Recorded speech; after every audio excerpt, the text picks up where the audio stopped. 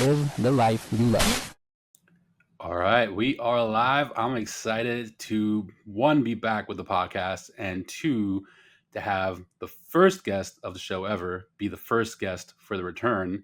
Because what better way to break the ice than someone you're comfortable with and someone you enjoy talking to and is easy to talk to, and also put Greg on the spot for a second.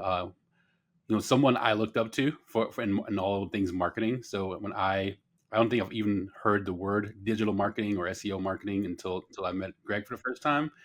And even though I've promoted a couple of shows here and there, but it was mostly like the ground street marketing that I got introduced to. So Greg is really the one that introduced me to the digital world and kind of really opened my mind to this world and creating content and the importance about creating consistent content. And then words like SEO and digital marketing that just kind of completely sent me off to a completely different path. So not just excited to have a good friend and a guest I'm comfortable with to relaunch the podcast with, but also someone that I look up to in the world of marketing. So Greg, thanks for being back, and his son for a first time on the show, Mr. Colt. Welcome, both of you. Hi, how you doing? Man, love that introduction. It's crazy. As you started talking about that, I remember, so you were managing our band at the time, and dude, I mean, this is forever ago. This is close to 20 years ago. And that just makes me sound old saying that out loud. But I remember you making us, after the show was done, like we had finished and the crowd was still there, you made us take a clipboard and go to every single person in the crowd and ask for their email address and ask them if they wanted to like buy a sticker for $1 or teach. Like you made us go up to every single, I hated it.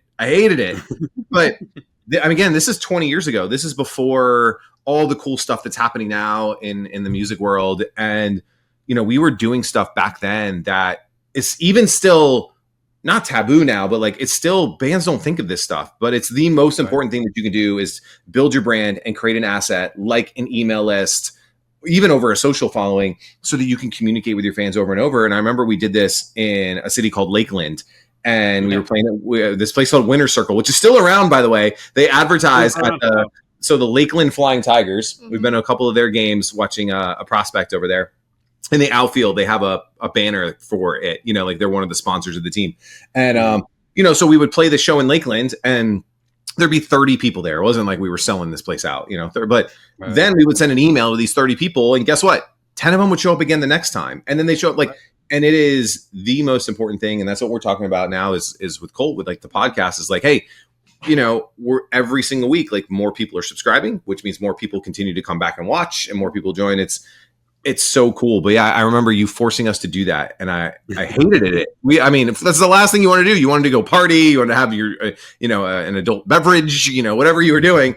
But it was the best business decision. And so, yeah, man, me and you have been doing this for a long time, and now I'm trying to pass some of those lessons on to this guy and the media company we're trying to build.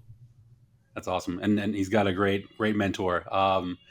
It's what I love, right? You get it right into the good gems. It's not like the normal introduction and icebreaker you get on a podcast. Right into the gems, and the email marketing is so important because there's so many artists that open up for big shows. I mean, I've seen artists open up for artists like headliners in arenas, get a standing ovation, come back to the same city and can't sell a ticket. And why? Because it didn't collect a single email address.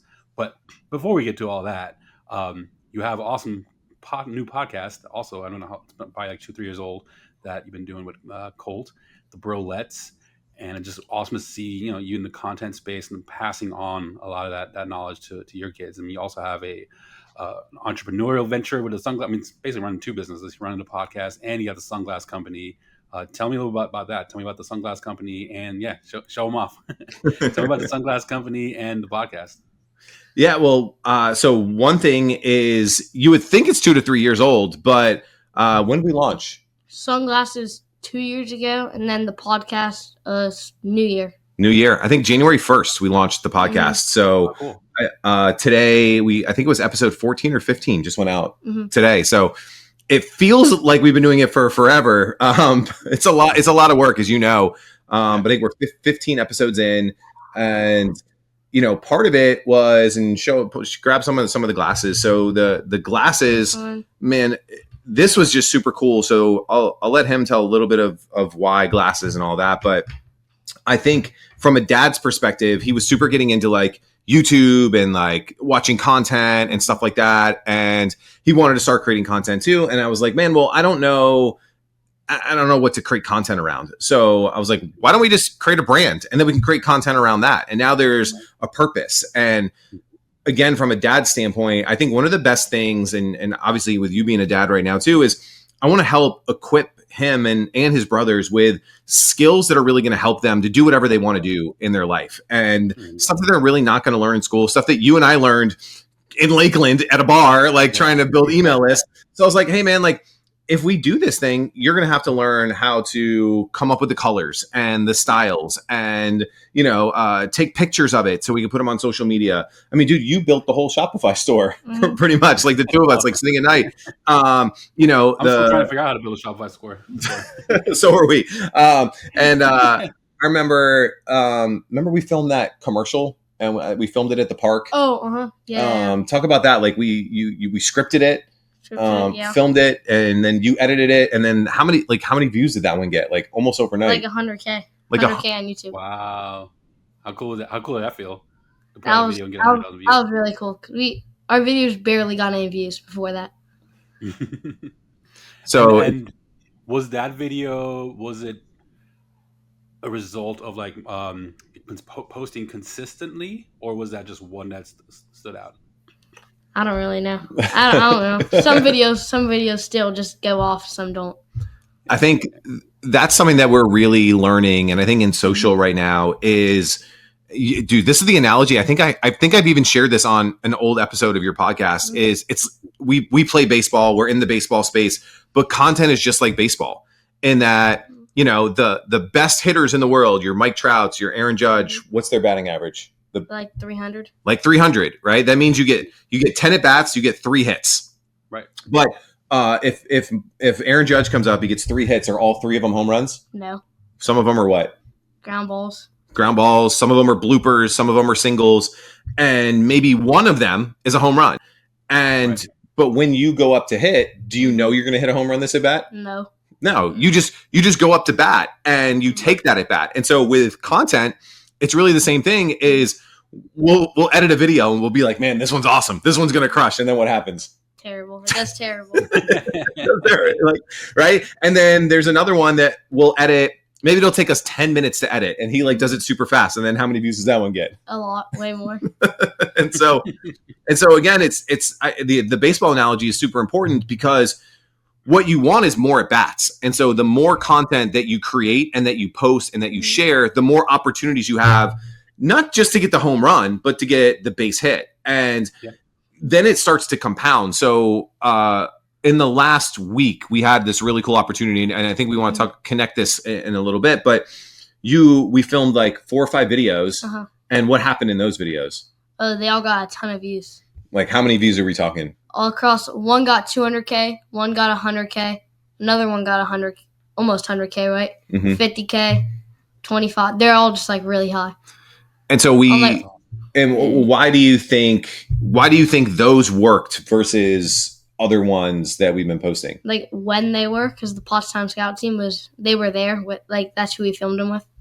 So going back to like your side and relating it to everybody listening is there was an event happening locally where one of the most popular viral baseball teams came into town and he was in the same tournament and we took advantage of that and we brought the camera and you spent time crafting questions for the coaches, for some of the players, for all of this. Mm-hmm. And there's hundreds of kids and he just comes up and he was just like, yo, can I interview you? Like, can I just ask you 5 quick questions? And, did that. And so now we're interviewing this guy, Adam from Pottstown. We interviewed the coach, Austin Schultz. These are like viral creators that have hundreds of thousands of followers on their own accounts. And I think this is super important is like a band. If you're touring, if you're opening up for people, like these are opportunities for you to ask like, hey, what's your songwriting process like? Like, how did you write that song? How did you do? And just doing these like quick jabs, like, hey, after a show, like what's one of your favorite rapid fire questions to ask? What's your favorite what? What's your favorite pregame meal? Pregame meal, yeah. So we always ask, what's your favorite pregame meal? Like, what do athletes eat? Well, like, what do you eat before you go on stage and perform in front of 10,000 people? Like, these seem like silly questions, but in short form content, it worked really well. And so we took this viral event of this team being in town, shot the videos, and then the speed of implementation is also important. So the tournament was, Friday, Saturday, Sunday. Our first video went up, I think, Saturday night. Saturday night. Well, we did all the stuff Saturday too. We did everything Saturday, got it up Saturday night. And then we got the next one up Sunday morning. And the next one later Sunday. Yeah. So we got those out really quick because now we're starting to get this video starts to pop and starts to get 100,000 views. And then I think a lot of people maybe wait like a month to post the next one. And we're like, no, post the next one right now. Post the next one right now. Because like on TikTok and Instagram Reels and all of that, it happens super fast in that, all right, Chris liked this video.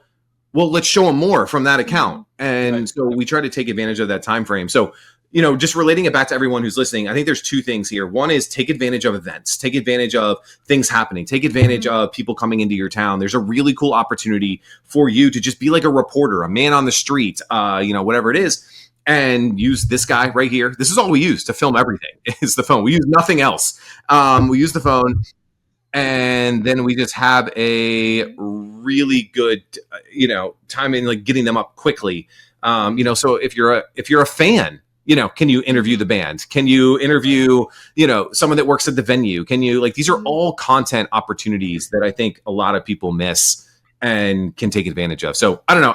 We went way all around different kinds of places, but just trying to share some cool stuff that's been happening lately. Yeah, no, but consistency is so important, right? Even more important, I think, now than ever before.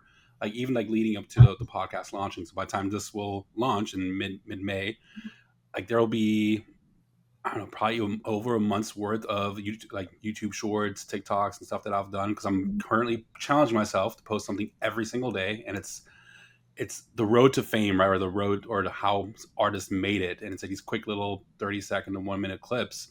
Of artists that are famous, well known now, and what led to that, right? And the cool thing is, not only is it now daily content I'm posting to help build that momentum, but I'm learning so much from so many different artists, right? Because you start with the top 10 on the charts, that's easy, like Sabrina Carpenter, Taylor Swift, Jelly Roll. But then as you start getting further and further down the list, you're like, okay, well now I'm finding some things that are in common with all of these artists, and now you start finding some really cool stories. And with we talk about Gary Vee a lot in the past, and I still watch him today, but he talks about attention media these days instead of social media.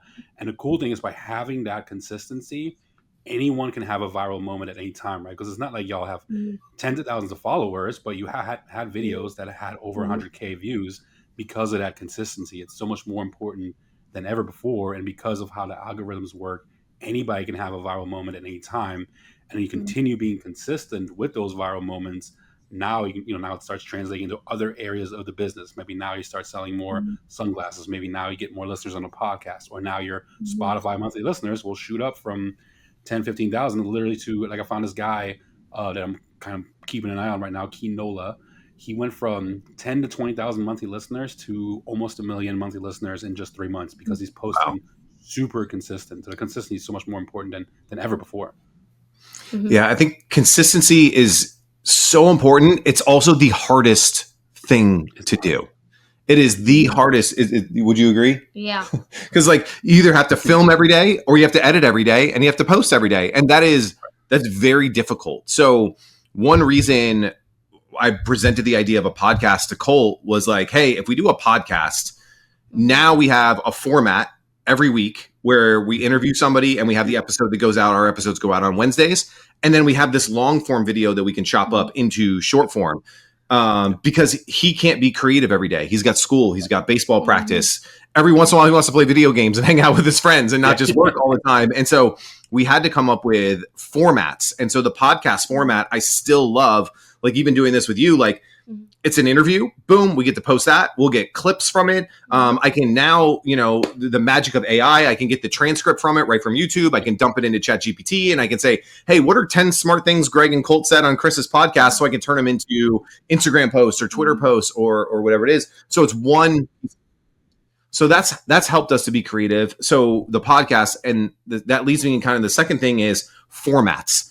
finding a format that you can be consistent on. And I'll let Colt share a little bit of like some stuff that we've learned from some of the people that we're interviewing about formats, but we've kind of fell into this format on accident.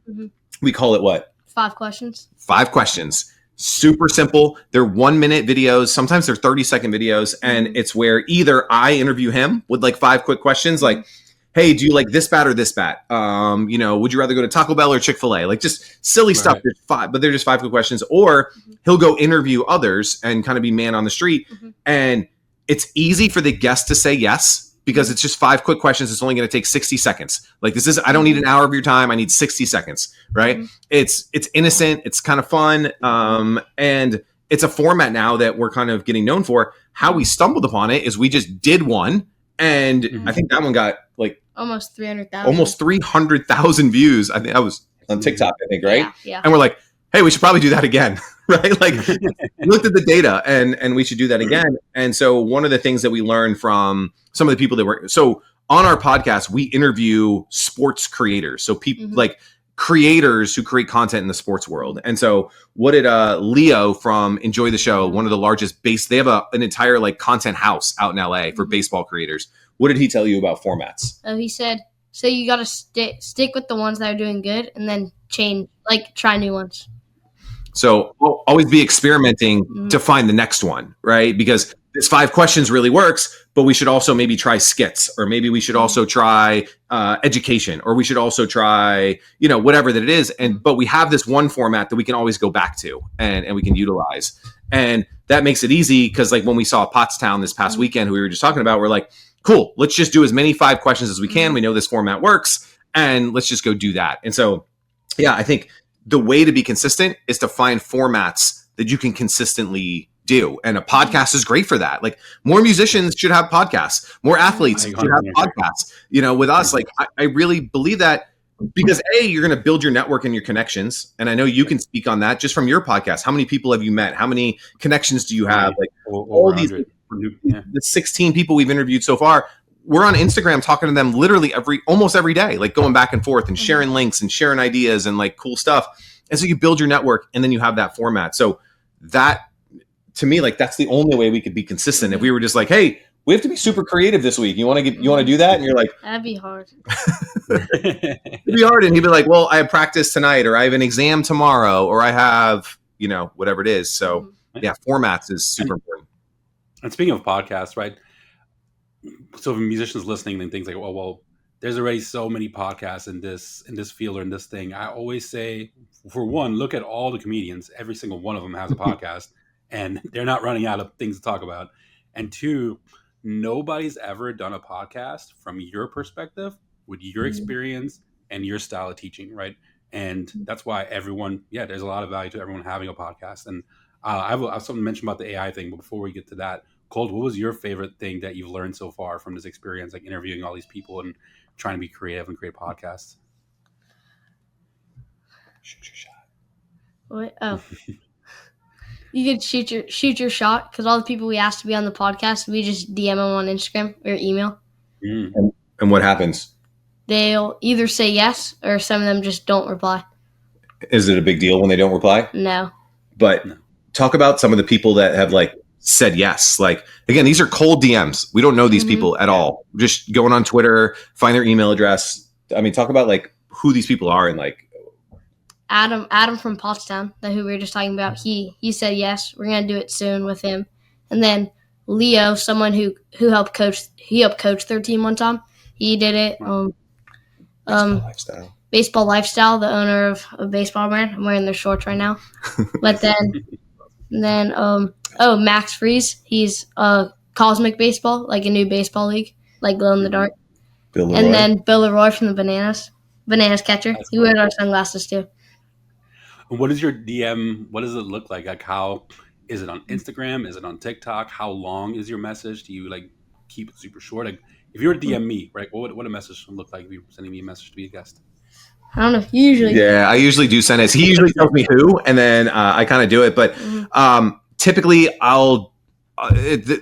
I typically try to add value to that person first. So I'll, like a couple of his posts. I'll leave a couple comments. Like sometimes he gets mad at me because he's like, "Why haven't you DM'd him yet?" And I'm like, "Well, he hasn't posted in a couple days." And so I'll try and make sure that I say thank you, or that's a great post, or whatever it is, so that they have some familiarity with us before we reach out. Okay. Typically, you comment on their content first before you DM them.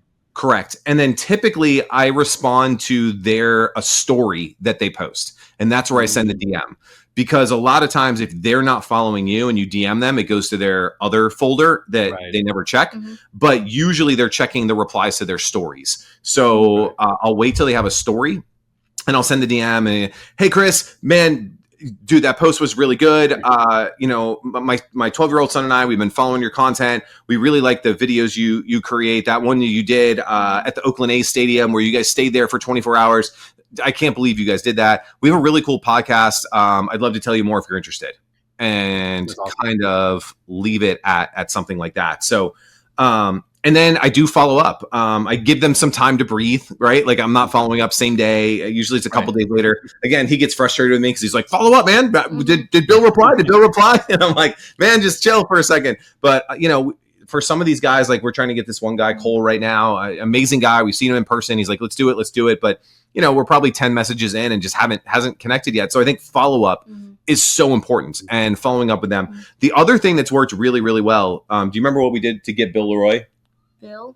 Do you remember what we did? I don't know. You don't remember? I made you shoot a video. Oh, yeah, we did a video for him, and we did one for Adam too. Yeah. So I got my camera out and I had him shoot, from his standpoint. I was like, "Hey, this is Cole. Bill, it was great meeting you at the Bananas game a couple weeks ago. I'm the kid that handed you a pair of sunglasses. We have this really cool podcast. We'd love for you to be on it." Right. And then you just send them. And again, we just send that right through Instagram DM, and, sending that video.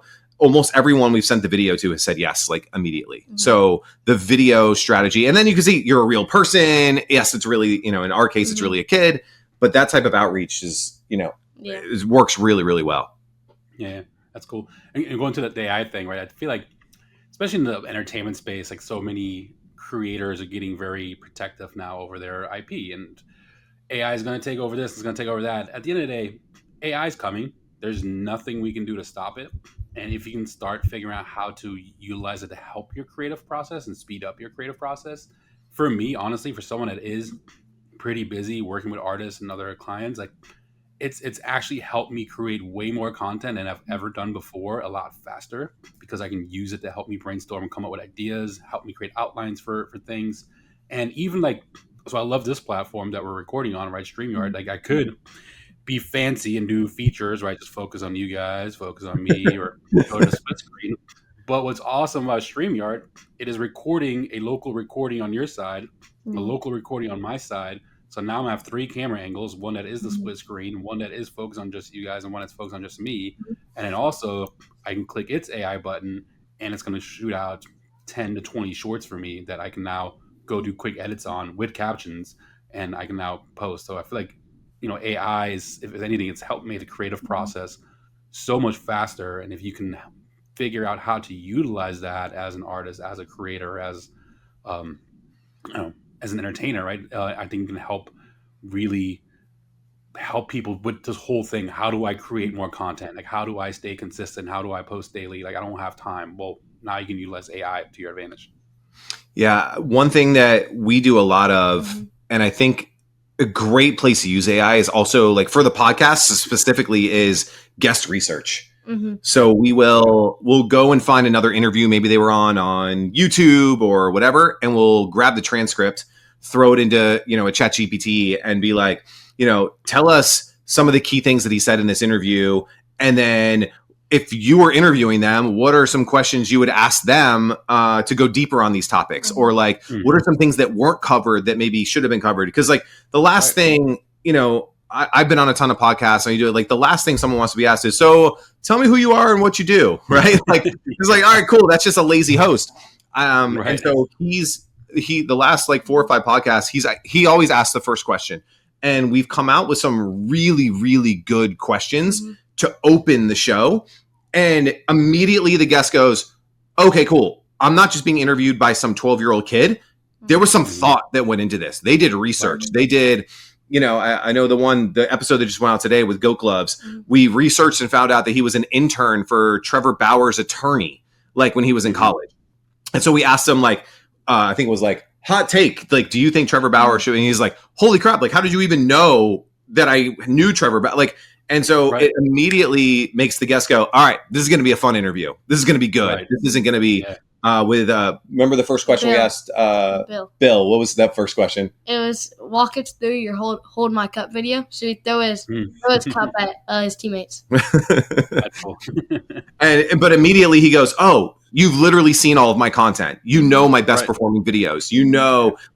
But again, we did all that through AI and using AI to do the research for us.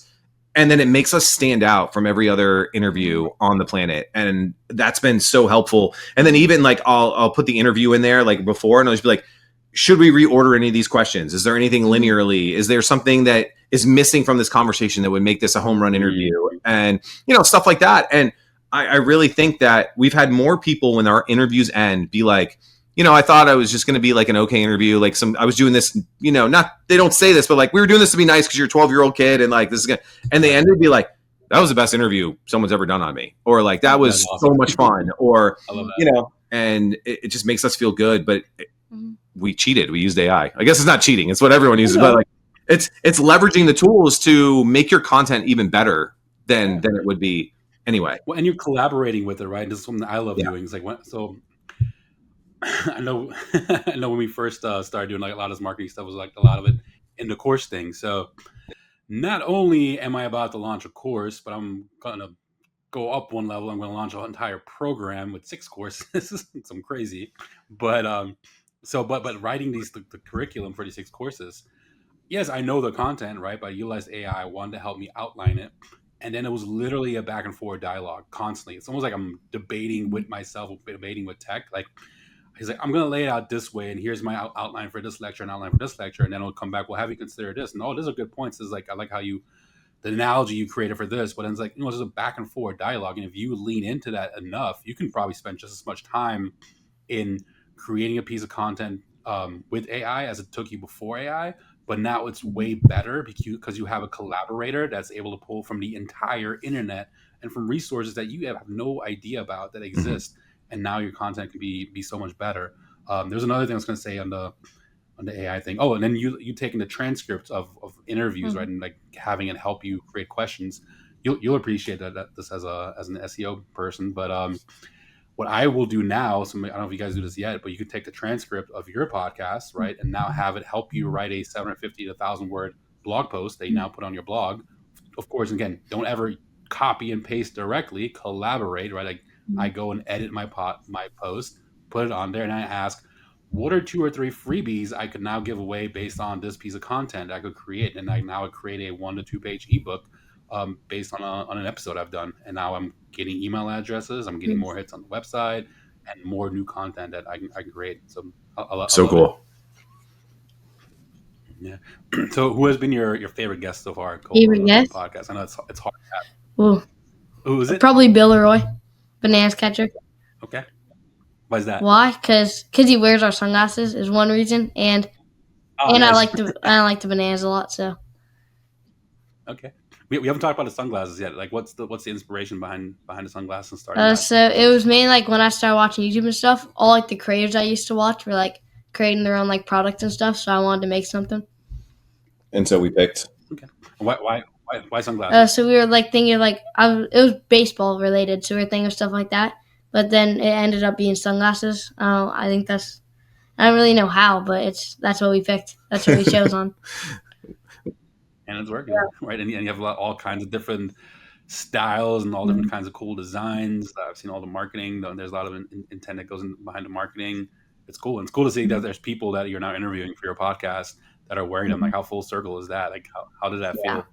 Not only seeing him wear them, but also now being a guest. That's probably one of the coolest things, that they wear them too, and not just like a guest. Because some people won't wear them as their guest because we send them out to them when they're a guest, and then some people don't. Some people don't wear them at all, but the people that do, it's really cool. That's awesome. Such a cool experience. Can't wait to see where that goes. Full circle, right? So going back again to the music industry, we used to give out, when me and you would do this, we'd sit outside of what it was like Firestone or whatever it was called, and we'd pass out CDs and flyers. There'd be like another band playing a show, and we would pass out CDs and flyers because we sounded similar to them or whatever it was. Well, we're literally doing that now with sunglasses. It's the same. Like, it's so full circle. So like, we went to the Bananas game down in Miami, and we got there like 5 hours early, and what did we do? We gave sunglasses to as many players as we could.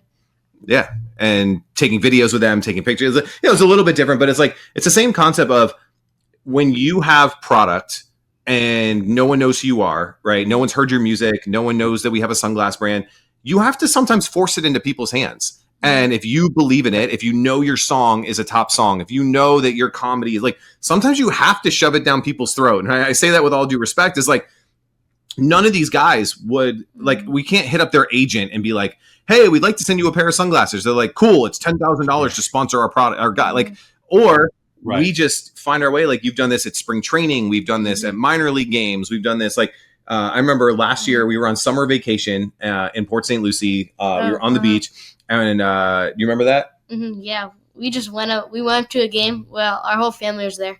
I don't know why they like let us go, but I don't think we were. Just the two of us escaped to a minor league game. And we gave sunglasses to like one of the top prospects. But it wasn't just that we gave it to the top prospect. We couldn't get it to him before the game. We couldn't get it to him during the game. What happened? It was after the game, after like all the people left. They did like fireworks after, because like the home team won, and then he was taking photos with his family, and then we had to wait so long, and then we finally got him. But it was like, like 2 hours after the game ended, they did like this fireworks show, like, and he couldn't have been nicer, couldn't have been cooler. And he was like, man, I'll wear these tomorrow. Like, it was just, but it's like the same kind of hustle, man. Like, it doesn't matter if it's e-commerce, if it's, sports, if it's entertainment, like, you have to get people to, I think you said it earlier about Gary Vee, it's attention. How do you get someone's attention? Yeah. And whether that's a hook in a video, whether that's waiting 2 hours after a baseball game to get someone your glasses, whether that's, hanging out backstage and waiting for that person to, walk by you in the red carpet, and you just, you make, like, you have to make things happen. Things don't just happen because and especially today, everyone's talented. Everyone can make music. Yeah. Everyone can write a song, and like, how are you going to distribute it? How are you going to get someone's attention? And sometimes it just looks like hard work. So sometimes it just looks like doing the thing that sometimes people won't do, to get there. Yeah, it's the hard work and the patience, right? And there's this quote I've once learned from a CD Baby podcast, and just replace music with product. But like, it's like the music is the last thing that matters until people hear it, and then it's the only thing that matters, right? So the product is the last thing that matters until people have it in their hands, and then it's the only thing that matters. So it's like with the sunglasses, like, it didn't matter until they had it in their hands, and now it's the only thing that matters, right? And from going to the music example, like, us passing out some context, like, we were passing out CDs of your band's music so people can hear it and put it in their CD players. Like, as they're leaving a show, we would hand them a CD so they can pop in their CD players in their car, and we had CD players in the car, and so they can hear the music. And now, whoa, who's this band? Let me go check them out on MySpace and follow them and check out when their next show's coming up. And then, another example of that, there's this band Mayday Parade, one of my favorite stories. They were on this sort of, some people still know what Warped Tour is, but they were in Vans Warped Tour, right? And they were not a band that was on the tour, but they went to every single show, and they took their iPod back then and would have their headphones and have people listen to their music during Warped Tour. They would sell so many CDs just hanging out and going fan to fan and building real relationships, right? It wasn't like a purely a hustle. It was like trying to add value first and build a relationship. Why are you here? Like, who you're excited to see. They're building a relationship with the fan. Like, hey, I'm an artist too. Would you be okay? Like, listen to my music for a second. And they would listen to the music. They'd sell them a CD right there on the spot. And they sold so many CDs doing that. And not only did it pay for them to go travel with Warped Tour without even being on it, but the next year they ended up being on Warped Tour because they did that. So cool. Love that story. Well, we're going to do a bonus portion on the podcast. So I guess before we get to that, we're going to talk all about distribution. And I'm actually didn't get to ask you what you mean by distribution. Is it distribution of content? Is it distribution of product? But before we get there, any last lessons for the people that are listening to the main part of the podcast? Any tips or advice for, think about doing consistent content and they're struggling with, okay, like, how do I come up with ideas, or how do I find time? Right, time is always the biggest excuse. I don't have time to do it, or I don't have the gear, I don't have this. Like, what advice do you have for people getting over all those excuses? Do you remember what Brandon from Stinger Sports said when we asked him a similar question? He said, just start. Mm-hmm. I think we build it up in our head that either it has to be perfect, or the timing has to be right, or insert 100,000 other excuses, right? And the best thing I think that we did is just start, right? Like we have sunglasses. Like, how did we do it? We just started. I went to Alibaba and searched sunglasses, and I said, send me samples. We got samples, and he's like, these are cool. Cool. Let's order some. Right. Like, we want to start creating content. Cool. Film something, right? Like, and sometimes it's going to be messy. Sometimes it's not going to go according to plan sometimes. But do you agree that like just taking that first step has led you to some incredible opportunities? Yeah. Because the first time we tried the podcast, we kind of failed. Like, we messed up. We failed a lot. Like, and have you messed up a couple times on the podcast? Yeah, definitely. Does anyone care? No. Every guest is just like, it's cool, man. Just ask the question again. Like, no one's been like, I can't believe you screwed up the question. You suck. Like, no one, like, everyone is so encouraging. And, you know, for you to have the courage to go out, like, whether you're a musician and you want to perform for the first time, you want to put your music out there, you want to create like, just the courage to do that is so like exhilarating, and it gives you so much confidence that you can do this. And so, man, it's just start. Like, like if it's the plant a tree thing, right? Like, when's the best time to plant a tree? You know, 1,000,000 years ago, but the next best time is today. What, like you said, like musicians are like, but there's 1,000,000 other podcasts. Cool. Still start yours tomorrow. The advice I get, I tell people about like what we're doing with our show is like, he's 12. If we do 50 episodes a year, by the time he's 15, we will have 150 episodes. He will have met 150 people in the sports marketing content industry. By the time he's 18, that number could be 200 to 300. Right. If he graduates high school knowing 300 people in the sports media world, even if we never monetize the podcast, even if we stop selling sunglasses, what advantage does that give to him? Right. If you're a musician and you spend the next 2 years interviewing tour managers and venues and like, when you're ready to go on tour, guess whose phone number you have? Yeah. Like, I tell him, I'm like, hey, when you're ready to get recruited, like, we now know the head pitching coach for the Pittsburgh Pirates. Right. We know, this guy from Stinger Sports. We know the head of Baseball Lifestyle. We know, and he knows this guy and he knows this guy. And I'm like, just that is worth starting. Yeah. Like, and then you have all the people, like, we don't even know, like, we see, like, on your stories, you can see who watches your stories. There's really important people who watch his videos every single day. And we're just blown away. They don't reach out. They're kind of silent. But like, these are the biggest brands in all of baseball. Right. And this is right now when we have less than 2,500 followers. You know, awesome. What if it was 25,000? Who's watching, right? That's the other amazing thing. Correct. Never know. So just start, right? Good. And I'm going to start by kicking him out, and we can talk about distribution. So we can get ready for practice. I want you to plug the podcast, but one thing I'll add to that lesson is, I have a lot of college students, obviously, having been a teacher, and the one thing I always tell them, and nobody's taken me up on advice yet. So maybe a college student somewhere out there listening, maybe you'll take the advice. Follow what Colt's doing, right? Because he's already starting at 12 years old. By the time he's 18, he's going to have had over 200-300 guests that he's been able to talk to. If he continues doing this in college, hopefully pro baseball is something that works out. I think you got to go through college in baseball too. I'm not sure, but I know in soccer you don't have to go to college, but then like if he continues this in college, right now making even bigger relationships, having bigger guests. Like if you're a student right now listening or studying entertainment, whatever your field is, start interviewing people in that field, because you have the young person advantage, because people want to help young people. They want to help students. And that's a major advantage that Colt has. That's a major advantage that you as a college student has that's listening. Like, start interviewing people, because now when you start applying for jobs and looking for internships, guess what? You now have met the people because you've had them on your podcast. So such a great, valuable lesson. So thanks for sharing that. And before we let Colt go, tell us about the podcast. Like, tell us what's next. What's the future of the podcast looking like? Where can people find it? So it's gonna. I don't know. Where can people listen to it? Spotify and YouTube and Apple. And what's it called? The Brolletts podcast. Why are we the Brolletts? Because our last name's Rollett, and I have two brothers, so Brolletts. We're the Brolletts. And who do we interview? Who do we talk to? What do people learn when they listen to the show? How to create content and build your brand as an athlete. Yeah, I love it. nailed it. Look at that. Yeah. The 1 sentence elevator pitch. I would have said that in 40. It would have taken me 6 minutes, and he does it. And I'm like, Yeah, that's true. It would have taken me 6 minutes. We would still be here tomorrow. I was kidding. Well, awesome. Thanks for being part of the show, Colt.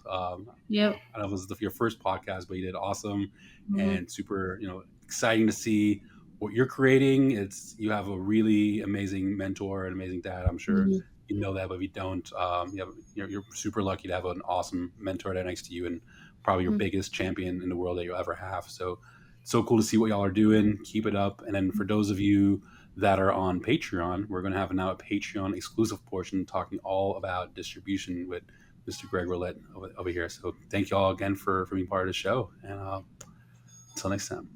Yep. Thank you. Thank you. cool. You're off the hook. Get out of here. All right.